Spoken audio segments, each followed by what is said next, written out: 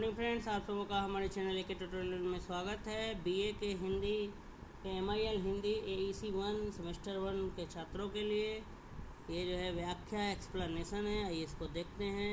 कितने ब्राह्मण आए पोथियों में जनता को बांधे हुए, लोहा बजा धर्म पर सभ्यता के नाम पर, खून की नदी बही आँख कान मूंद कर, जनता ने डुबकियाँ ली, आंखें खुली, राजे ने अपनी रखवाली की।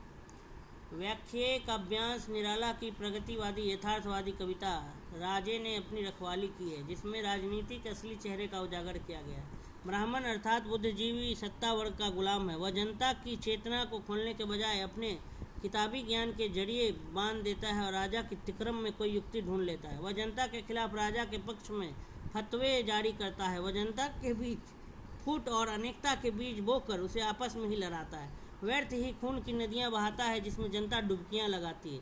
पर जैसे ही उसकी आंखें खुलती है, सत्ता अपने बचाव के रास्ते खोजने लगती है। आंखों का खुलना सत्ता के लिए खतरे की घंटी है, इसलिए उसकी कोशिश होती है कि ये आंखें बंद हो। 21वीं शताब्दी के आरंभ में ही सांप्रदायिक एवं जातीय हिंसा का जो खूनी सिलसिला शुरू हुआ और उसमें बुद्धिजीवी वर्ग की जो भूमिका रही, उसे देखते हुए निराला की बातें, ये पंक्तियाँ आज भी सजीव लगती हैं।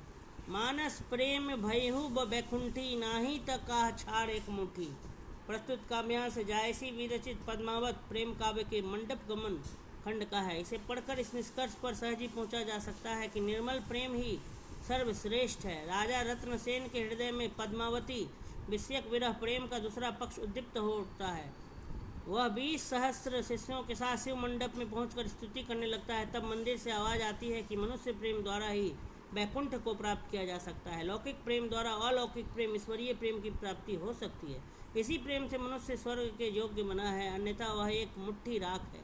जायसी सूफी थे और जायसी कवि थे, ये दोनों बातें एक साथ सही है। यहाँ निर्मल प्रेम की महत्ता बताई गई है। तदंतर रत्न बागाम्बर पर बैठ पद्मा के नाम पर बार बार जाप करने लगता है। मानस प्रेम भयहु बैकुंठी, नहीं तका छाड़ एक मुट्ठी। माटी मोल न किछु ली है और माटी सब मोल, दृष्टि जो माटी सौ करे, माटी होई अमोल।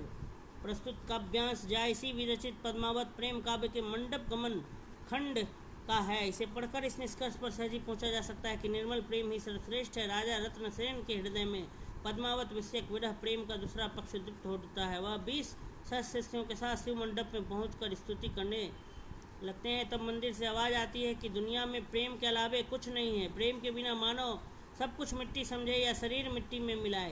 प्रेम ही है जो माटी शरीर को मूल्यवान बनाता है, वरना प्रेम के बिना शरीर माटी का कोई मूल्य नहीं। अतः यहाँ रत्नसेन का हृदय